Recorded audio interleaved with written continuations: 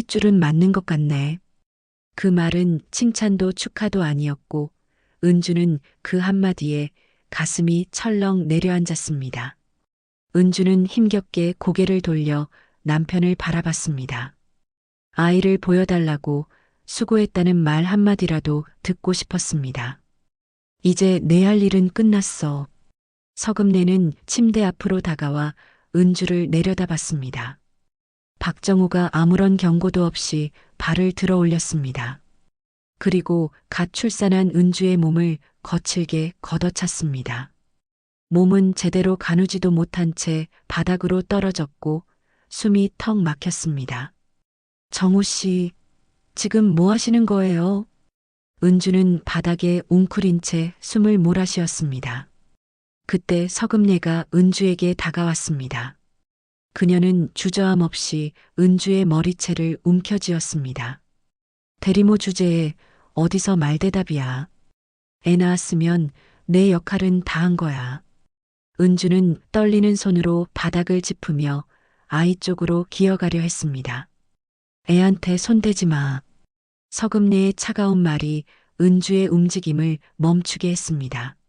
내 인생은 여기서 끝이야. 그 말과 함께 은주는 아내로서도 며느리로서도 인간으로서도 철저히 짓밟혔습니다. 분만실 문은 천천히 닫혔고 그 문 안에서 은주의 삶은 완전히 부서졌습니다. 안녕하세요. 여러분의 사연 담긴 여러 이야기들을 들려드리고 있는 인생 수필관입니다. 마지막 반전까지 숨막히는 이야기를 끝까지 들어보세요.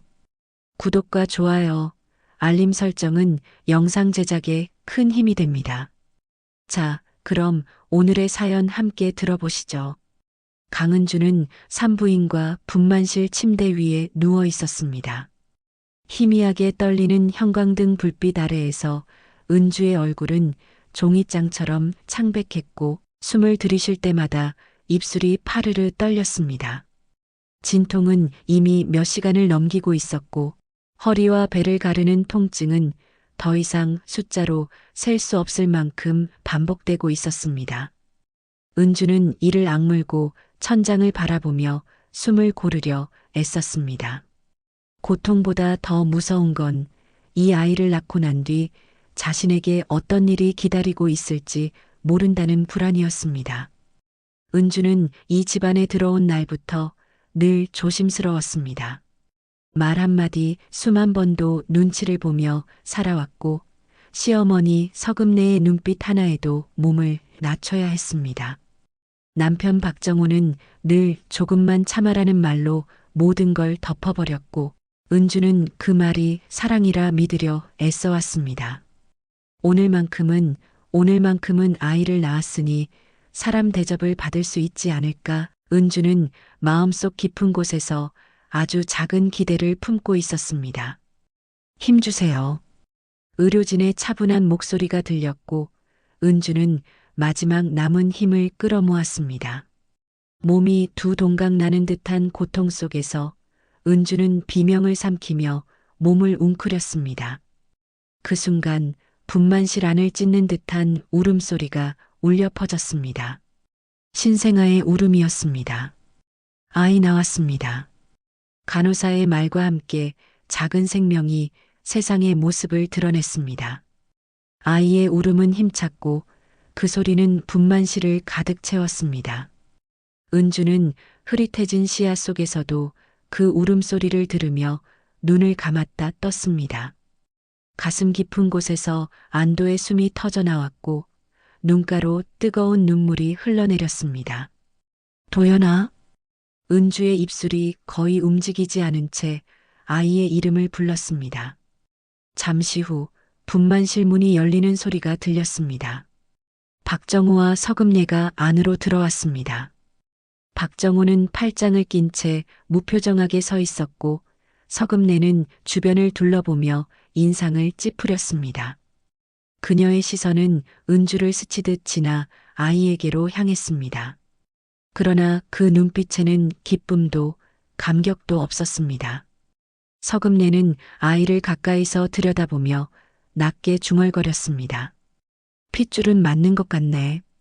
그 말은 칭찬도 축하도 아니었고 은주는 그 한마디에 가슴이 철렁 내려앉았습니다. 박정호는 아무 말 없이 고개를 끄덕였을 뿐이었습니다. 은주는 힘겹게 고개를 돌려 남편을 바라봤습니다. 아이를 보여달라고 수고했다는 말 한마디라도 듣고 싶었습니다. 정호 씨, 은주의 목소리는 너무 작아 거의 들리지 않았습니다. 서금내는 침대 앞으로 다가와 은주를 내려다봤습니다.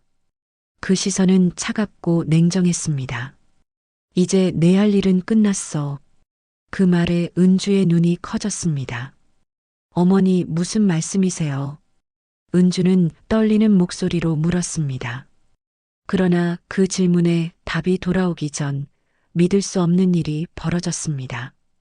박정호가 아무런 경고도 없이 발을 들어 올렸습니다. 그리고 갓 출산한 은주의 몸을 거칠게 걷어찼습니다. 둔탁한 소리와 함께 은주의 몸이 침대 옆으로 밀려났습니다. 몸은 제대로 가누지도 못한 채 바닥으로 떨어졌고 숨이 턱 막혔습니다. 정호 씨, 지금 뭐 하시는 거예요? 간호사의 다급한 외침이 들렸지만 박정호는 아무 반응도 보이지 않았습니다. 은주는 바닥에 웅크린 채 숨을 몰아쉬었습니다. 아랫배에서 밀려오는 통증과 함께 온몸이 떨렸습니다.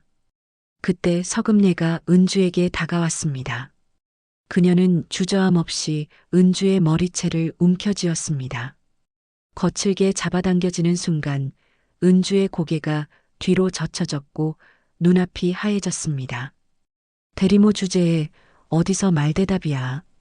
서금례의 목소리는 분만실 안을 차갑게 가르며 울렸습니다. 애 낳았으면 내 역할은 다 한 거야. 그 말에 은주의 심장이 무너져 내렸습니다. 지금까지 버텨온 시간들이, 참고 견딘 날들이 한순간에 부정당하는 느낌이었습니다. 은주는 머릿속이 새하얘졌지만 아이의 울음소리는 또렷이 들렸습니다. 강도연은 요란하게 울고 있었습니다. 작고 연약한 울음이 분만실을 가득 채웠고 그 소리는 은주의 정신을 붙잡아주는 유일한 끈이었습니다. 은주는 떨리는 손으로 바닥을 짚으며 아이 쪽으로 기어가려 했습니다. 애한테 손대지 마. 서금례의 차가운 말이 은주의 움직임을 멈추게 했습니다. 애는 우리 집안 거야. 박정호는 그 옆에 서서 아무 말도 하지 않았습니다. 은주는 남편을 바라보며 마지막 희망처럼 입을 열었습니다. 정호 씨 제발. 그러나 박정호는 고개를 돌렸을 뿐이었습니다. 분만실 안에는 무거운 침묵이 흘렀습니다. 간호사들은 서로 눈치를 보며 움직이지 못했고 누군가는 병원 규정을 떠올리며 발을 멈췄습니다. 폭력 앞에서 누구도 쉽게 나서지 못하는 순간이었습니다. 은주는 바닥에 주저앉은 채 아이만을 바라봤습니다. 머리카락이 헝클어졌고 얼굴에는 눈물과 땀이 뒤섞여 흘러내렸습니다. 그럼에도 은주의 눈빛만큼은 아이를 향해 단단히 고정돼 있었습니다. 이 아이만은 절대 빼앗길 수 없어. 은주는 이를 악물고 마음속으로 다짐했습니다. 서금례는 마지막으로 은주를 내려다보며 말했습니다. 내 인생은 여기서 끝이야. 그 말과 함께 은주는 아내로서도 며느리로서도 인간으로서도 철저히 짓밟혔습니다. 분만실 문은 천천히 닫혔고 그 문 안에서 은주의 삶은 완전히 부서졌습니다. 그러나 동시에 은주의 가슴 깊은 곳에서는 아이를 지키기 위한 또 다른 삶이 조용히 시작되고 있었습니다. 분만실에서 쫓겨난 뒤 강은주는 병원 복도 끝에 놓인 차가운 의자에 잠시 앉아 있었습니다. 아랫배는 여전히 수축하듯 아팠고 온몸이 식은 땀으로 젖어 있었습니다. 머리채를 잡아당겨졌던 두피는 화끈거렸고 귀에서는 아직도 아이의 울음소리가 맴도는 듯 했습니다. 은주는 숨을 고르려 했지만 가슴이 조여와 제대로 숨조차 쉬기 힘들었습니다. 잠시 후 병실 쪽에서 간호사 한 명이 조심스레 다가왔습니다. 그녀는 은주의 얼굴을 한번 보고는 시선을 피했습니다. 산모님 보호자분이 잠시 얘기하자고 하시네요. 그 말에 은주의 손이 무릎 위에서 떨렸습니다. 보호자라는 단어가 이토록 낯설게 들린 적은 없었습니다. 은주는 간호사의 부축을 받아 다시 병실 근처로 끌려가듯 이동했습니다. 분만실 문 앞에는 서금례가 서 있었고 박정호는 벽에 기대선 채 휴대전화를 만지작거리고 있었습니다. 그 모습은 마치 아무 일도 없었다는 듯 평온해 보였습니다. 그 평온함이 은주의 가슴을 더욱 깊게 찔렀습니다. 서금례는 은주를 위아래로 훑어보며 낮게 말했습니다. 병원에서 괜히 소란 피우지 말고 조용히 정리하고 나가.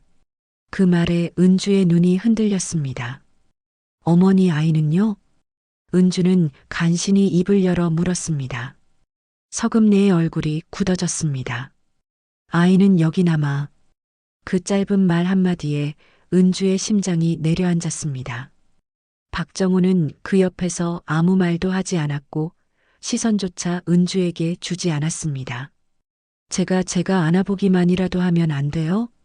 은주의 목소리는 떨렸고 거의 애원에 가까웠습니다. 잠깐이면 돼요. 얼굴만. 그러나 그 말이 끝나기도 전에 서금례는 손을 내저었습니다. 쓸데없는 정 붙이지 마. 그녀의 말은 칼처럼 차가웠습니다. 애 낳았으면 할 일은 다 한 거야. 은주는 그 자리에 그대로 얼어붙었습니다. 대리모라는 말이 다시 귀에 울리는 듯했고 심장이 쿵 내려앉았습니다. 자신이 10달 동안 품고 있던 아이가 이 순간부터는 남의 아이가 되어버렸다는 사실이 믿기지 않았습니다. 그때 병실 안에서 아이의 울음소리가 다시 들려왔습니다. 짧고 가느다란 울음이었지만 은주는 그 소리를 단번에 알아챘습니다. 강도연의 울음이었습니다. 은주는 무의식적으로 병실 쪽으로 한 발짝 내디뎠습니다. 거기까지. 서금례의 낮은 경고가 은주의 발걸음을 멈추게 했습니다. 내가 더 움직이면 병원에서도 가만 안 있을 거야. 그제야 간호사와 병원 직원 몇 명이 상황을 의식한 듯 주변에 모여들었습니다. 그러나 누구도 적극적으로 개입하지는 않았습니다. 사적인 가족 문제라는 말이 공기처럼 떠돌았고 은주는 그 틈에서 철저히 혼자가 되었습니다. 박정호는 그제야 입을 열었습니다. 은주야, 여기서 더 문제 만들지 말고 나가. 그 말은 걱정도 미안함도 아닌 명령처럼 들렸습니다. 은주는 남편의 얼굴을 똑바로 바라봤습니다. 한때는 평생을 함께하겠다고 약속했던 얼굴이었지만 지금은 낯설기만 했습니다. 정호 씨, 저 아직 피도 안 멎었어요. 은주는 힘겹게 말했습니다. 지금 당장 나가면 저 정말 쓰러질 수도 있어요. 박정호는 잠시 망설이는 듯 보였지만 곧 고개를 돌렸습니다. 어머니 말대로 해. 그 한마디로 모든 대화는 끝났습니다. 서금례는 이미 병원 직원에게 무언가를 지시하고 있었습니다. 잠시 후 직원은 은주에게 퇴원 수속 서류를 내밀었습니다. 산모님, 보호자 요청으로 오늘 퇴원 처리 진행하겠습니다. 그 말에 은주는 현실이 꿈처럼 느껴졌습니다. 은주는 휘청거리며 서류에 이름을 적었습니다. 손끝에 힘이 들어가지 않아 글자가 삐뚤어졌습니다. 아이의 출생 기록 옆에는 보호자 이름으로 서금례의 이름이 또렷하게 적혀 있었습니다. 그 글자를 보는 순간 은주는 숨이 막히는 듯 가슴을 움켜쥐었습니다. 짐이라고 해봐야 낡은 가방 하나뿐이었습니다. 임신 기간 동안 입었던 옷과 몇 가지 생활용품이 전부였습니다. 은주는 병원 복도를 천천히 걸어 나갔습니다. 복도 끝에서 다시 한번 아이의 울음소리가 들렸지만 은주는 뒤돌아볼 수 없었습니다. 병원 자동문이 열리자 밤 공기가 차갑게 얼굴을 때렸습니다. 가로등 불빛 아래에서 은주는 잠시 멈춰 섰습니다. 다리가 후들거려 더 이상 걸을 수 없을 것 같았습니다. 은주는 병원 벽에 몸을 기대고 천천히 주저앉았습니다. 그 순간 아이의 얼굴이 머릿속에 떠올랐습니다. 작고 붉은 얼굴, 힘없이 움켜쥔 주먹. 은주의 눈에서 참았던 눈물이 한꺼번에 쏟아졌습니다. 도연아? 은주는 아무도 없는 밤거리에서 아이의 이름을 불렀습니다. 그 목소리는 떨렸고 바람에 금세 흩어졌습니다. 그날 밤 강은주는 아이 없이 병원을 나왔습니다. 아내도 며느리도 아닌 존재로 거리 위에 남겨졌습니다. 그러나 은주의 마음속에는 분명한 한 가지가 남아 있었습니다. 무슨 일이 있어도 어떤 대가를 치르더라도 이대로 끝낼 수는 없다는 생각이었습니다. 병원 불빛이 멀어질수록 은주의 눈빛은 조금씩 달라지고 있었습니다. 버려진 여자의 눈빛이 아니라 언젠가 반드시 아이를 되찾겠다는 결심이 서린 눈빛으로 변해가고 있었습니다. 강은주는 병원 자동문을 등지고 한참을 서 있었습니다. 문이 닫힐 때마다 기계음이 짧게 울렸고 그 소리는 마치 세상에서 밀려났다는 확인 도장처럼 들렸습니다. 몸은 아직 제대로 서 있지도 못했지만 다시 돌아갈 곳이 없다는 사실만은 분명했습니다. 은주는 천천히 허리를 굽혀 숨을 골랐습니다. 배 안쪽에서는 둔한 통증이 계속해서 올라왔고 다리 사이로 흐르는 감각은 그녀가 아직 출산 직후의 몸이라는 사실을 잔인하게 상기시켰습니다. 주머니 속에는 구겨진 지폐 몇 장과 휴대전화 하나가 전부였습니다. 전화기 화면에는 박정호의 이름이 떠 있었지만 은주는 전원을 꺼버렸습니다. 더 이상 기대할 것도 매달릴 것도 없다는 걸 이미 알고 있었기 때문입니다. 기댈 사람 없는 현실이 무겁게 내려앉았지만 그 무게보다 더 버거운 건 아이의 얼굴이 떠오르는 순간들이었습니다. 울고 있었지. 은주는 병실에서 들려오던 강도연의 울음을 떠올렸습니다. 짧고 힘없는 울음이었지만 분명 살아있다는 증거였습니다. 그 울음이 아직도 귀 안쪽에 맴돌고 있는 듯했고 은주는 무의식적으로 귀를 막았습니다. 그러나 기억은 막을 수 있는 것이 아니었습니다. 은주는 병원 근처 벤치에 앉아 잠시 눈을 감았습니다. 밤 공기는 차가웠고 이마에는 식은땀이 맺혔습니다. 여기서 쓰러지면 아무도 안 도와줘. 은주는 스스로에게 그렇게 말하며 천천히 몸을 일으켰습니다. 그때 오래된 기억 하나가 불쑥 떠올랐습니다. 결혼하기 전 잠시 머물렀던 지방 소도시. 그곳에서 일했던 작은 식당과 늘 밥은 먹었냐라고 먼저 묻던 사장 김선영의 얼굴이 스쳐 지나갔습니다. 그 시절의 은주는 비록 가난했지만 적어도 사람 취급은 받으며 살고 있었습니다. 은주는 더 이상 망설이지 않고 버스터미널로 향했습니다. 심야 시외버스는 생각보다 한산했고 승객들은 각자의 사정으로 고개를 떨군 채 앉아 있었습니다. 은주는 창가 자리에 몸을 기대고 앉았습니다. 창밖으로 스쳐 지나가는 가로등 불빛들이 눈물에 번져 흐릿하게 보였습니다. 버스가 출발하자 은주는 조심스럽게 배 위에 손을 얹었습니다. 이미 아이는 품에 없었지만 몸은 여전히 아이를 기억하고 있었습니다. 그 사실이 은주의 가슴을 더 아프게 했습니다.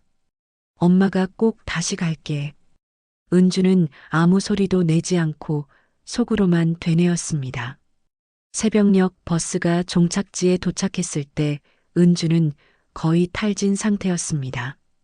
플랫폼 바닥에 발을 디디는 순간 다리에 힘이 풀려 휘청거렸습니다. 그러나 낯익은 공기, 오래된 간판들, 조용한 거리 풍경이 은주를 붙잡아주는 듯 했습니다. 이곳에서는 적어도 서금네의 눈치를 보지 않아도 되고 박정호의 침묵을 견디지 않아도 됩니다. 김선영의 식당은 예전과 크게 달라지지 않았습니다. 낡은 간판, 기름 냄새가 배어 있는 문, 그리고 새벽에도 희미하게 남아있는 온기. 은주는 문 앞에서 한참을 서성이다가 조심스럽게 노크를 했습니다. 몇 초가 몇 분처럼 느껴진 뒤 문이 열렸습니다. 은주야? 김선영의 목소리는 놀람과 걱정이 섞여 있었습니다. 그 한마디에 은주는 더 이상 버틸 수 없었습니다. 다리에 힘이 풀리며 그대로 주저앉았고 김선영은 아무 말 없이 은주를 부축해 안으로 들였습니다. 김선영은 상황을 캐묻지 않았습니다.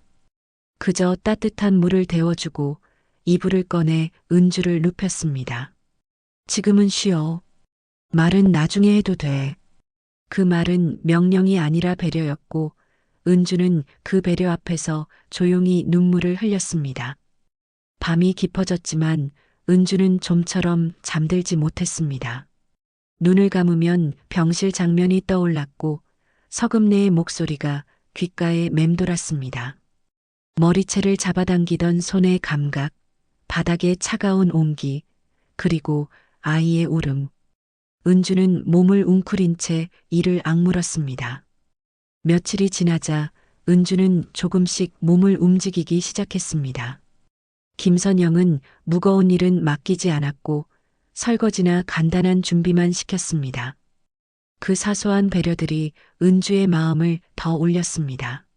사람 대접이라는 것이 이렇게 조용하고 따뜻한 것이라는 사실을 은주는 오랜만에 실감하고 있었습니다. 은주야, 얼굴이 너무 상했어. 김선영의 말에 은주는 고개를 숙였습니다. 무슨 일이 있었는지 묻지 않는 그 태도가 오히려 은주를 살게 했습니다. 은주는 아이에 대해 말하지 않았습니다. 아이의 이름을 입에 올리는 순간 마음이 무너질 것 같았기 때문입니다. 대신 은주는 현실적인 선택을 하기 시작했습니다. 주민센터를 찾아가 임시 거처를 알아보고 서류를 정리하며 자신의 흔적을 하나씩 지워갔습니다. 서류 위에 적힌 이름 강은주.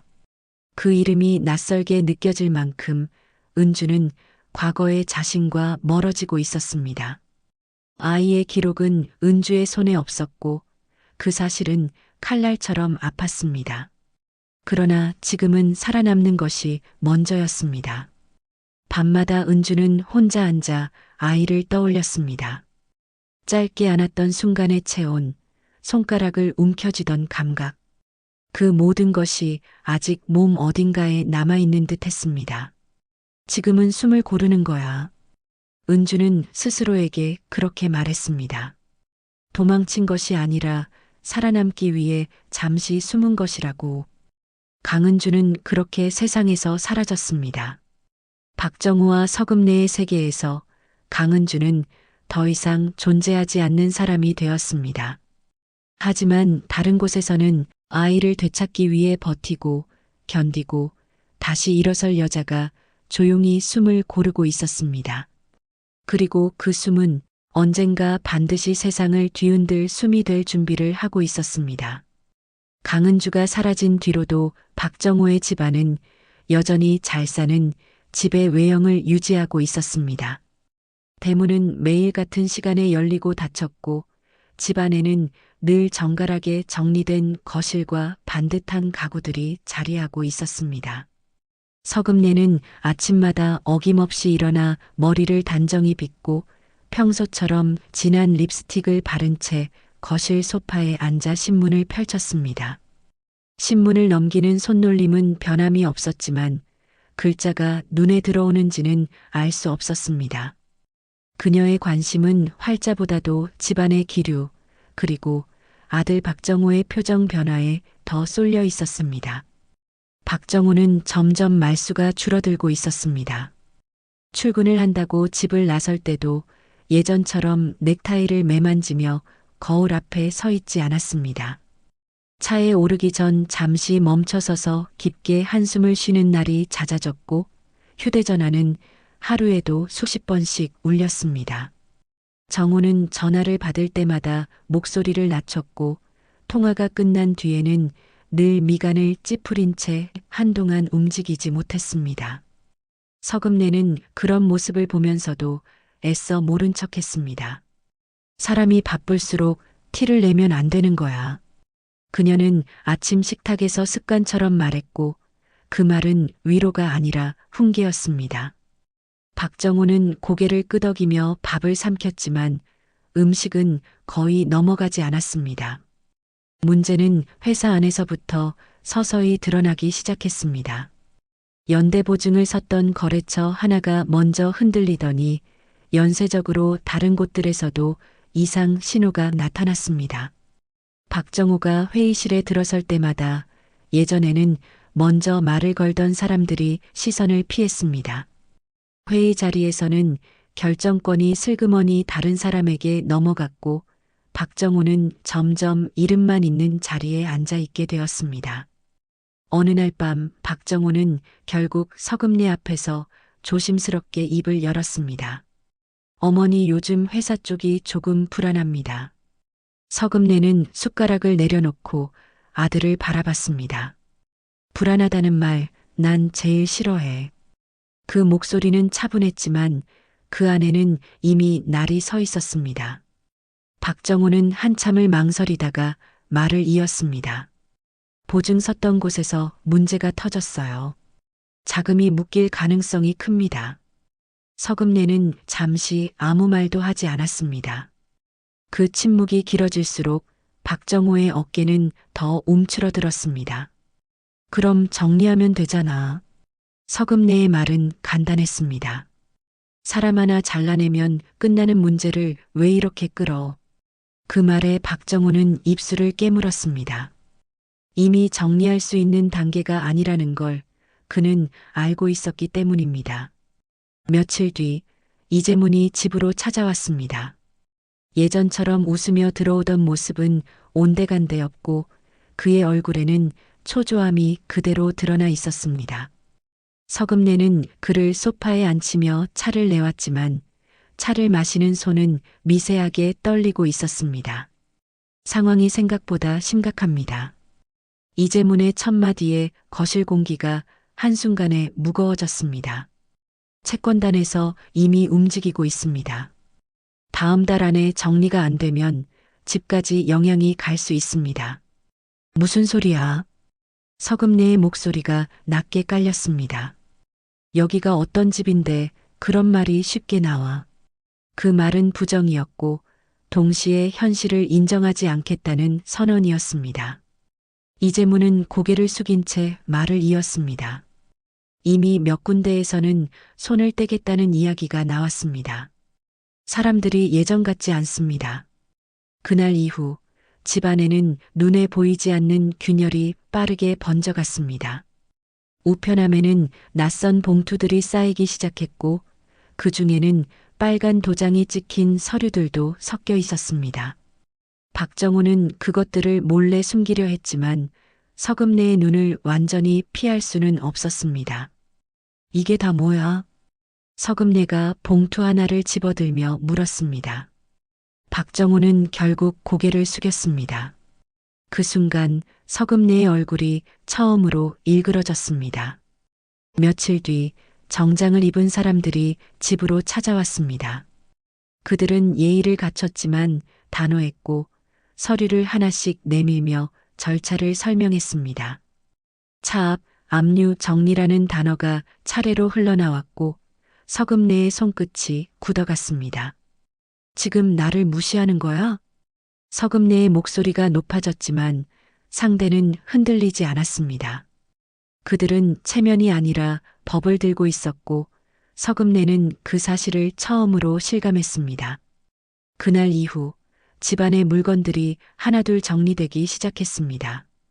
자랑처럼 손님들에게 보여주던 가구, 거실 한가운데 놓여있던 값비싼 장식품들이 순서대로 사라졌습니다.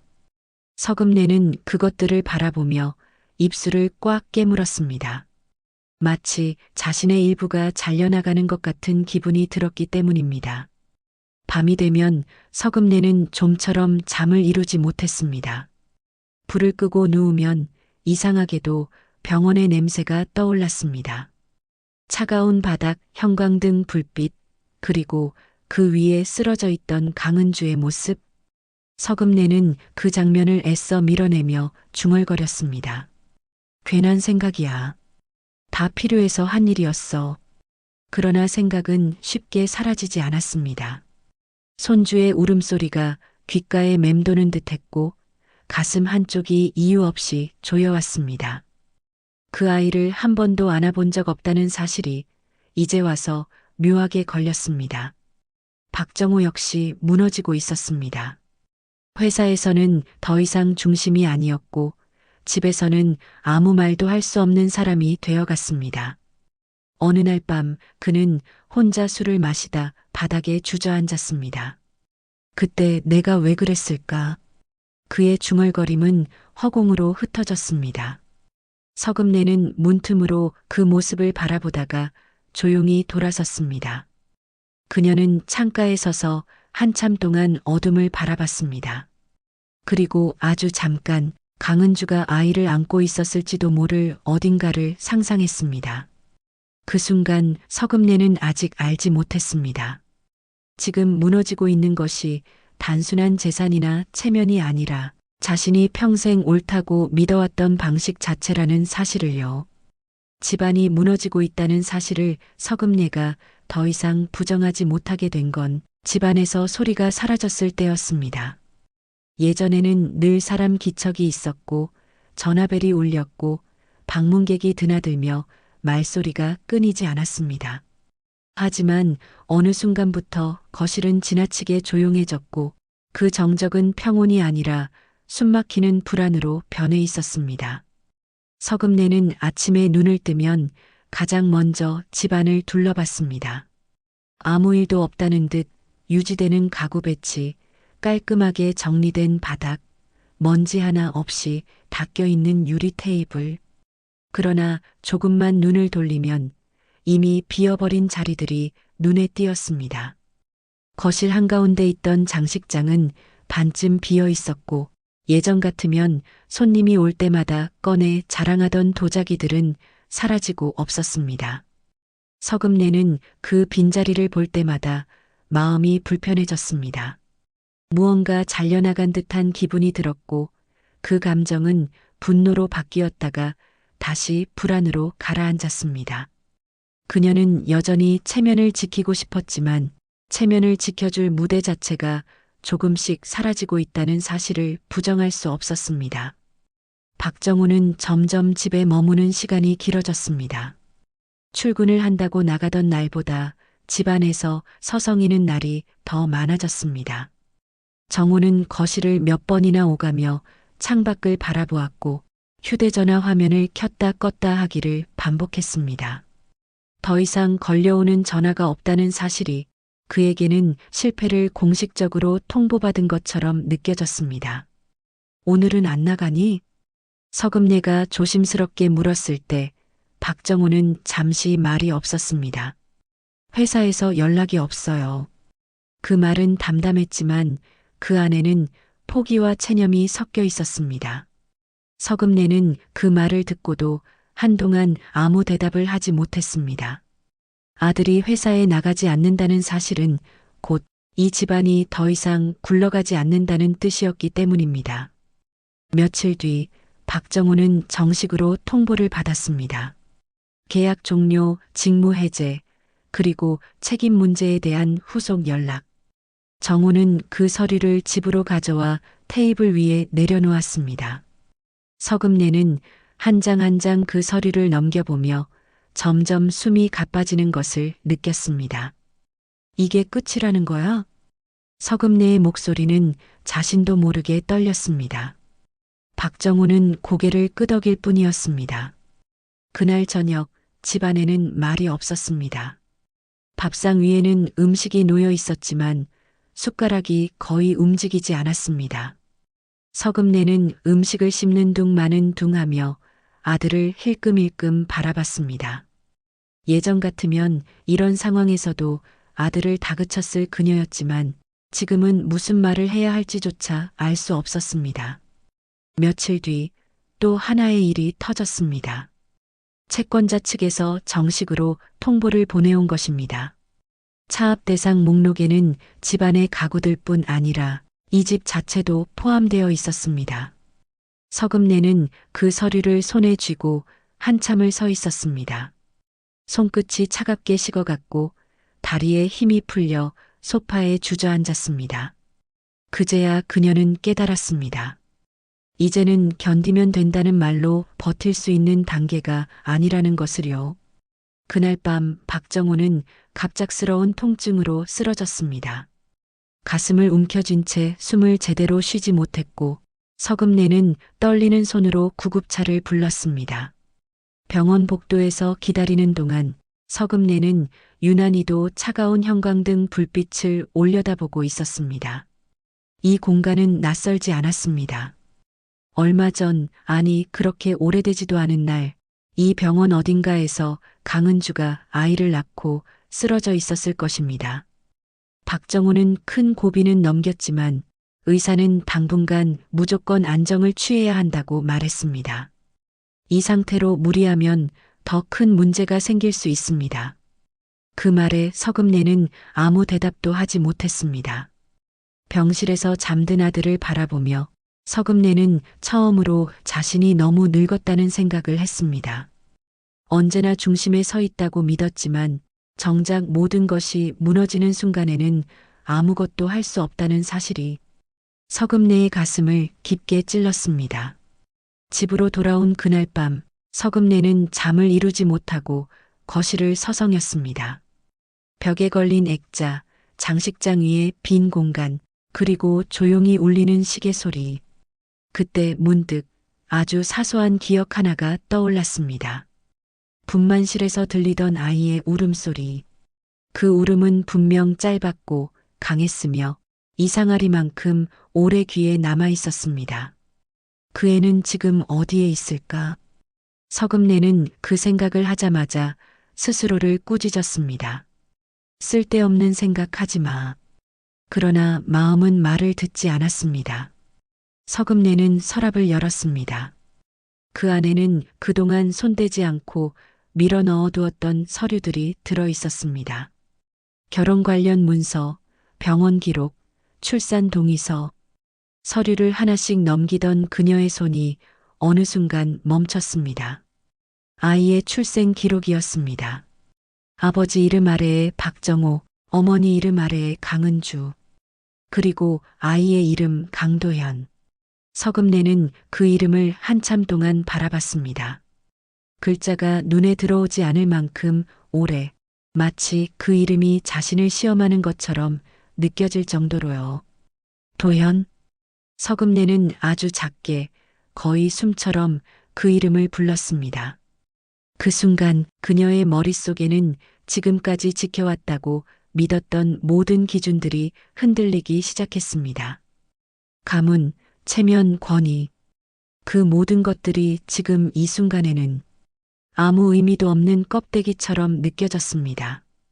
그리고 서금내는 처음으로 인정하게 되었습니다. 이 집안이 다시 살아날 수 있다면, 아니, 그저 버텨낼 수라도 있다면 그 시작은 돈도 체면도 아니라 자신이 가장 잔인하게 밀어냈던 그 아이일지도 모른다는 사실을요. 그 이름을 떠올린 순간부터 서금내의 밤은 더 이상 예전과 같지 않았습니다. 후회와 두려움, 그리고 너무 늦었을지도 모른다는 불안이 조용히 그러나 분명하게 그녀의 숨통을 조여오고 있었습니다. 강은주는 그날도 새벽과 함께 눈을 떴습니다. 아직 어둠이 방 안을 가득 채우고 있었고 작은 창문 너머에서는 새벽 공기가 축축하게 내려앉아 있었습니다. 벽시계 초침 소리가 유난히 크게 들렸습니다. 그 소리는 마치 아직 끝나지 않았다고, 시간은 계속 흐르고 있다고 알려주는 신호처럼 느껴졌습니다. 은주는 한동안 누운 채로 움직이지 않았습니다. 눈을 감고 있으면 잠이 들 것 같았지만 실제로는 잠들 수 없다는 걸 잘 알고 있었습니다. 눈을 감을 때마다 병원 복도의 차가운 냄새가 떠올랐고 형광등 아래에서 들리던 아이의 울음소리가 귓속을 파고들었기 때문입니다. 그 울음은 이제 고통이면서도 동시에 은주를 붙잡아두는 유일한 이유가 되어 있었습니다. 언제까지 이렇게만 살 수는 없어. 은주는 속으로 그렇게 중얼거리며 천천히 몸을 일으켰습니다. 바닥에 발을 디디자 순간적으로 힘이 풀렸지만 이번에는 주저앉지 않았습니다. 손으로 벽을 짚고 균형을 잡은 뒤 다시 제대로 섰습니다. 예전 같았으면 이미 무너졌을 순간이었지만 지금의 은주는 달랐습니다. 넘어질 뻔하면 다시 서는 것, 그것이 이제는 본능처럼 몸에 배어 있었습니다. 은주는 창문을 열었습니다. 차가운 공기가 얼굴을 스쳤고 그 냉기가 정신을 맑게 해주었습니다. 그녀는 그 공기를 깊게 들이마셨습니다. 숨이 가슴 깊숙이 들어오자 답답했던 마음이 조금씩 풀리는 느낌이 들었습니다. 아래층 식당에서는 김선영이 이미 불을 켜고 있었습니다. 김선영은 언제나 그랬듯 묻지 않았고 재촉하지도 않았습니다. 그저 은주가 내려오면 밥을 차려주고 말이 필요해 보이면 기다려 주었습니다. 그 침묵과 기다림이 은주를 여기까지 끌고 왔다는 사실을 은주는 누구보다 잘 알고 있었습니다. 이모. 은주가 조심스럽게 입을 열자 김선영은 고개를 들었습니다. 응. 오늘은 그냥 일만 하고 넘어갈 수는 없을 것 같아요. 김선영은 잠시 은주의 얼굴을 바라봤습니다. 그 눈빛에는 불안보다 결심이 먼저 보였습니다. 이제 마음이 움직였구나. 김선영의 말은 질문이 아니었습니다. 은주는 고개를 끄덕였습니다. 그날 은주는 혼자 밖으로 나갔습니다. 목적지는 오래전부터 마음속에만 두고 있던 곳, 여성지원센터였습니다. 건물 앞에 서자 발걸음이 잠시 멈췄습니다. 문 하나를 사이에 두고 예전의 자신과 지금의 자신이 갈라져 있는 것처럼 느껴졌습니다. 들어가면 이제 돌아갈 수 없어. 그 생각이 스쳤지만 은주는 돌아서지 않았습니다. 이미 돌아갈 곳은 오래전에 사라졌기 때문입니다. 상담실 안은 조용했고 공기는 따뜻했습니다. 벽 한쪽에는 작은 글귀가 붙어 있었습니다. 당신의 잘못이 아닙니다. 그 문장을 보는 순간 은주는 눈을 피했습니다. 아직 그 말을 쉽게 받아들일 수는 없었습니다. 상담사는 은주의 이야기를 처음부터 끝까지 들었습니다. 결혼 생활, 시어머니 서금래의 통제, 남편 박정호의 침묵, 출산 당일의 폭력, 아이를 안아보지도 못한 채 병원에서 쫓겨난 순간까지 은주는 최대한 감정을 누르며 말하려 했지만 어떤 장면에서는 목소리가 떨렸고 몇 번이나 말을 멈춰야 했습니다. 그날 병원에서요. 은주는 잠시 숨을 고르고 말을 이었습니다. 제가 사람이 아니라 물건이 된 기분이었어요. 상담사는 고개를 끄덕이며 차분하게 말했습니다. 그건 분명한 폭력입니다. 신체적인 폭력이고 정서적인 폭력입니다. 그 말은 은주의 가슴을 깊게 파고들었습니다. 그동안 은주는 자신이 약해서 참지 못해서 제대로 못해서 이런 일을 당했다고 생각해왔습니다. 그 믿음이 처음으로 흔들리는 순간이었습니다. 상담사는 은주에게 현실적인 이야기를 해주었습니다. 아이의 침모라는 사실, 병원 기록의 중요성, 당시 정황을 증명할 수 있는 자료들. 은주는 그 말 하나하나를 놓치지 않으려 애썼습니다. 이제는 감정이 아니라 준비가 필요하다는 걸 은주는 분명히 알고 있었습니다. 집으로 돌아온 은주는 가방에서 오래된 수첩을 꺼냈습니다. 그 안에는 결혼 생활 동안 아무에게도 말하지 못하고 적어두었던 기록들이 남아 있었습니다. 서금네의 말투, 박정호가 외면하던 순간들, 병원에서 들었던 말과 장면들. 그때는 살아남기 위해 적어둔 기록이었지만 이제는 진실을 증명할 수 있는 흔적이 되어 있었습니다. 은주는 수첩을 넘기며 처음으로 그날을 끝까지 다시 바라봤습니다. 외면하지도 덮어두지도 않았습니다. 그리고 조용히 인정했습니다. 나는 잘못한 게 없었다. 그 인정은 은주를 무너뜨리지 않았습니다. 오히려 등을 곧게 세워주었습니다. 자신을 탓하느라 잃어버렸던 힘이 조금씩 돌아오고 있었습니다. 며칠 동안 은주는 바쁘게 움직였습니다. 무료 법률 상담을 받고 기록을 정리하고 필요한 정보를 하나씩 모았습니다. 처음에는 낯설고 두려웠지만 비슷한 사연을 가진 사람들을 만나면서 은주는 혼자가 아니라는 사실을 조금씩 받아들이게 되었습니다. 지금까지 정말 잘 버텨오셨어요. 상담사의 그 말에 은주는 처음으로 사람 앞에서 울었습니다. 그 눈물은 절망의 눈물이 아니라 이제는 앞으로 나아갈 수 있다는 안도의 눈물이었습니다. 그날 밤 은주는 거울 앞에 섰습니다. 거울 속의 얼굴은 여전히 초라했고 상처의 흔적도 남아 있었지만 눈빛만큼은 분명히 달라져 있었습니다. 누군가에게 판단받는 눈이 아니라 스스로를 바라보는 눈이었습니다. 김선영은 말없이 밥상을 차려주며 말했습니다. 멀리 가려면 지금부터 버텨야 해. 은주는 조용히 고개를 끄덕이며 밥을 먹었습니다. 오랜만에 밥이 목에 걸리지 않았습니다. 그날 은주는 수첩 맨 마지막 장에 또박또박 글을 적었습니다. 나는 도망치지 않는다. 나는 준비한다. 나는 기다리지 않는다. 그리고 마지막 줄에 이렇게 적었습니다. 강도연에게 가기 위해. 강은주는 아직 세상 앞에 나서지 않았습니다.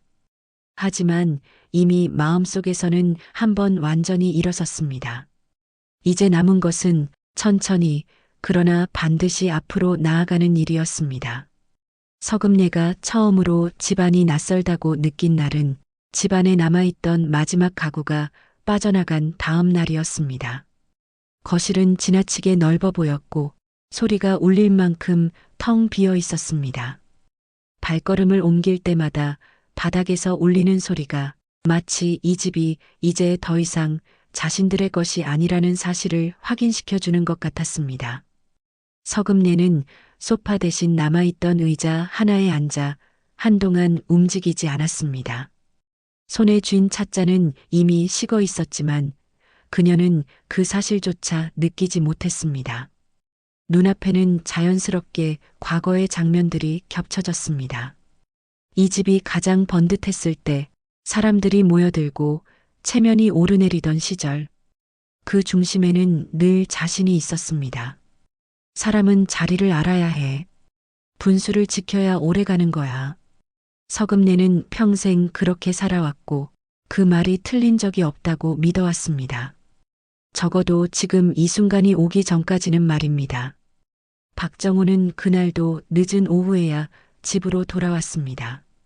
병원에서 돌아온 이후 그는 더 이상 예전처럼 말하지 않았습니다. 목소리는 낮아졌고 시선은 자주 바닥으로 떨어졌습니다. 서금네는 그런 아들의 모습을 보면서도 쉽게 말을 걸지 못했습니다. 오늘은 어디 다녀왔니? 서금네가 먼저 입을 열었을 때 박정호는 잠시 멈칫하다가 대답했습니다. 병원 쪽이요. 또 검사 결과 보러 갔어요. 그 짧은 대화만으로도 서금네는 이제 아들이 더 이상 자신의 통제 아래 있지 않다는 사실을 느꼈습니다. 예전 같았으면 쓸데없는 소리 하지 말고 회사부터 챙겨라고 했을 말이 이제는 목구멍에서 막혀 나오지 않았습니다. 침묵이 길어졌고 그 침묵 속에서 서금네는 문득 한 가지 사실을 깨달았습니다. 지금 이 집에서 가장 큰 소리를 내는 건 사람이 아니라 후회라는 것을요. 그날 밤 서금네는 혼자 서류 봉투를 꺼냈습니다. 며칠 전 정리하다가 발견한 병원 기록과 출산 관련 문서들이었습니다. 그녀는 그 서류를 다시 펼쳐보며 이제는 외면할 수 없는 이름 하나를 바라봤습니다. 강은주. 그 이름을 보는 순간 이상하게도 분노보다 먼저 올라온 것은 불안이었습니다. 그 애는 지금 어디에 있는 거지? 서금내는 그 생각이 스치자마자 고개를 세차게 저었습니다. 이미 끝난 일이야. 그녀는 혼잣말처럼 말했지만 그 목소리는 전혀 확신에 차 있지 않았습니다. 다음 날 박정우는 뜻밖의 전화를 받았습니다. 병원이 아니라 오래전 알고 지내던 지인의 전화였습니다. 정호야, 혹시 은주 소식 알아? 그 말에 박정호의 손에서 전화기가 미끄러질 뻔했습니다. 왜 그런 걸 물어? 그냥 병원 쪽에서 말이 좀 나와서. 그 한마디가 박정호의 가슴을 세게 눌렀습니다. 그동안 그는 의도적으로 그 이름을 입에 올리지 않았습니다. 말하는 순간 모든 것이 무너질 것 같았기 때문입니다. 전화를 끊은 뒤 박정호는 한동안 움직이지 못했습니다. 그리고 그날 밤 처음으로 술이 아니라 기억과 마주했습니다. 출산 당일 아무 말도 하지 못한 채 서 있던 자신, 어머니 서금내의 손에 끌려나가던 강은주, 그리고 문 너머에서 들려오던 아이의 울음소리.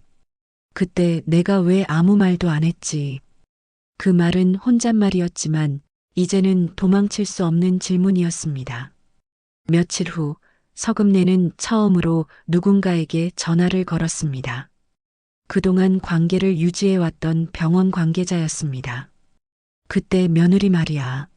서금내는 최대한 아무렇지 않게 말하려 했습니다. 강은주, 그 사람. 전화기 너머에서는 잠시 침묵이 흘렀고 곧 조심스러운 목소리가 들려왔습니다. 그분 지금은 병원 기록상으로는 보호자가 아닙니다. 그 말은 사실이었지만 서금내의 귀에는 다른 의미로 들렸습니다. 우리가 잘못했을 수도 있다. 그날 이후 서금내는 밤마다 잠을 이루지 못했습니다. 눈을 감으면 강은주의 얼굴이 떠올랐고 그 얼굴은 더 이상 고개 숙인 며느리의 모습이 아니었습니다. 차갑게 돌아서는 여자, 아무 말 없이 등을 보이고 사라지는 여자. 그리고 그 등 뒤에는 아이의 울음이 겹쳐 들렸습니다. 박정호 역시 달라지고 있었습니다. 그는 처음으로 아이의 이름을 입에 올렸습니다. 도현. 그 이름을 말하는 순간 가슴 깊은 곳에서 무언가가 무너졌습니다. 그동안 애써 대리모라는 말 뒤에 숨겨두었던 진실이 그 이름 하나로 전부 드러났기 때문입니다. 서금내는 아들의 입에서 그 이름이 나오는 것을 듣고 아무 말도 하지 못했습니다. 그녀는 그제야 깨달았습니다. 지금 자신들이 잃어버린 것은 돈이나 집이 아니라 되돌릴 수 없는 시간이라는 것을요. 그리고 그 시간의 끝에는 이미 강은주가 없는 자리만 남아있다는 것을. 서금내는 조용히 창가에 섰습니다. 밖은 어둡고 조용했지만 그녀의 가슴속은 소란스러웠습니다. 찾아야겠지. 그 말은 명령이 아니라 뒤늦은 인정이었습니다. 하지만 그녀는 아직 알지 못했습니다.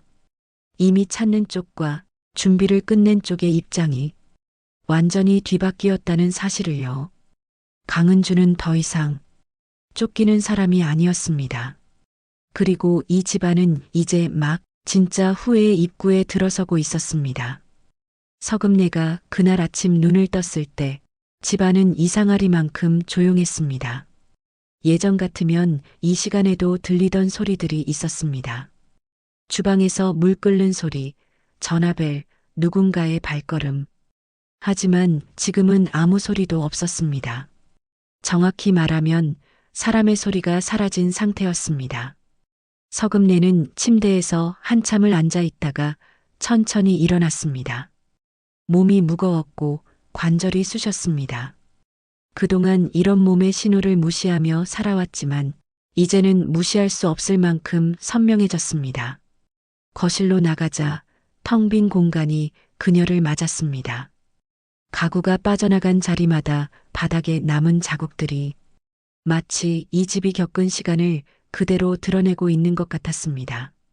서금내는 그 흔적 위를 천천히 걸었습니다. 발걸음 소리가 울릴 때마다 이 집이 더 이상 자신을 지켜주지 않는다는 사실이 실감났습니다. 그녀는 문득 거실 한가운데 멈춰 섰습니다. 그리고 아주 자연스럽게 병원 바닥에 쓰러져 있던 강은주의 모습이 떠올랐습니다.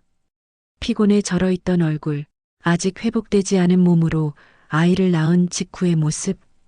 그때 자신은 그 얼굴을 제대로 보지도 않았습니다. 보려고 하지 않았기 때문입니다. 대리모 주제에 그 말이 다시 떠오르는 순간 서금내는 손으로 가슴을 눌렀습니다. 숨이 막히는 느낌이 들었습니다. 그 말이 그때는 그렇게 자연스럽게 튀어나왔는데 지금은 왜 이렇게 날카롭게 자신을 찌르는지 이해할 수 없었습니다. 박정호는 방 안에서 나오지 않고 있었습니다. 요즘 그는 하루의 대부분을 침대 가장자리에 앉아 보내고 있었습니다. 무언가를 하지 않기 위해 애쓰는 사람처럼 그는 움직임을 최소화하고 있었습니다. 정호의 머릿속에서는 매일 같은 장면이 반복되고 있었습니다. 출산실 문 앞에서 아무 말도 하지 못한 자신, 어머니의 뒤에 서서 고개만 끄덕이던 자신, 그리고 문 너머에서 들리던 아이의 울음소리. 내가 왜 그랬지? 그 질문은 이제 술로도 침묵으로도 덮을 수 없었습니다. 정우는 결국 방문을 열고 나왔습니다. 거실 한가운데 서 있던 서금내와 눈이 마주쳤습니다. 두 사람은 아무 말도 하지 않은 채 한참을 서 있었습니다. 이 집에서 처음으로 권위도 명령도 핏줄도 사라진 순간이었습니다. 엄마. 정우가 먼저 입을 열었습니다. 목소리는 낮았고 힘이 없었습니다. 우리가 많이 잘못한 거지? 서금내는 그 말을 듣고도 바로 대답하지 못했습니다. 그 질문이 너무 늦게 왔다는 사실을 자신도 알고 있었기 때문입니다. 지금 와서 그런 말 해봤자. 서금내는 애써 단단한 목소리를 냈지만 말끝이 흐려졌습니다. 그래도 해야 할 말은 해야지. 정우는 고개를 들지 않은 채 말했습니다. 은주한테 아이한테. 그 순간 서금내의 가슴 안에서 무언가가 완전히 무너졌습니다. 강도현. 그 이름은 이제 더 이상 서류 속 글자가 아니었습니다. 아이의 울음소리와 함께 강은주의 얼굴과 함께 떠오르는 살아있는 이름이었습니다. 서금내는 결국 서랍에서 병원 기록을 꺼냈습니다. 그동안 일부러 보지 않던 페이지들, 산모 상태가 적혀 있는 부분을 천천히 읽어 내려갔습니다. 출산 직후 극심한 스트레스, 외부 충격 의심, 서금내의 손이 떨리기 시작했습니다. 그제야 그녀는 인정할 수밖에 없었습니다. 그날 병원에서 있었던 일은 훈육도 통제도 관리도 아니라 폭력이었다는 사실을요. 그날 오후 서금내는 처음으로 집 밖으로 나갔습니다. 갈 곳도 만날 사람도 없었지만 집 안에 있으면 숨이 막힐 것 같았기 때문입니다. 차가운 바람을 맞으며 걷던 그녀는 작은 골목 앞에서 멈춰 섰습니다. 어디선가 아이 울음소리가 들려왔기 때문입니다. 그 소리에 서금내는 반사적으로 몸을 돌렸습니다. 그 아이가 도연일 리 없다는 걸 알면서도 심장은 미친 듯이 뛰었습니다. 그 순간 서금내는 처음으로 무릎이 풀려 그 자리에 주저앉았습니다. 돌려줘. 그 말은 누구에게 한 말인지조차 알 수 없었습니다. 아이에게인지 강은주에게인지 아니면 스스로에게인지. 한편 박정호는 그날 밤 처음으로 강은주의 이름을 검색했습니다. 전화번호, 주소, 지인. 어디에도 그녀의 흔적은 남아있지 않았습니다. 은주는 그냥 사라졌어. 지인의 그 말이 정호의 가슴을 깊게 찔렀습니다. 그들은 그제야 깨달았습니다. 사람을 밀어내면 정말로 사라질 수 있다는 것을. 서금내는 집으로 돌아와 마지막 남은 방 하나에 불을 켰습니다. 그 방은 아이를 위해 준비했던 방이었습니다. 한 번도 사용되지 않았고 한 번도 아이가 들어오지 못했던 방. 서금내는 그 방 한가운데 서서 오랫동안 움직이지 못했습니다. 은주야. 처음으로 며느리의 이름을 제대로 불렀습니다. 그러나 대답은 없었습니다. 그 시각 강은주는 조용한 방 안에서 수첩을 덮고 있었습니다. 그녀의 얼굴에는 눈물도 분노도 없었습니다. 대신 완전히 준비된 사람의 침착함만이 남아 있었습니다. 강은주는 알고 있었습니다. 지금쯤 그들이 무엇을 느끼고 있을지, 어떤 후회를 하고 있을지. 하지만 이제 그 감정들은 강은주의 선택을 바꾸지 못했습니다. 무릎을 꿇은 사람들은 이제야 용서를 찾기 시작했지만 여자는 이미 자신의 싸움을 시작할 준비를 끝낸 뒤였습니다.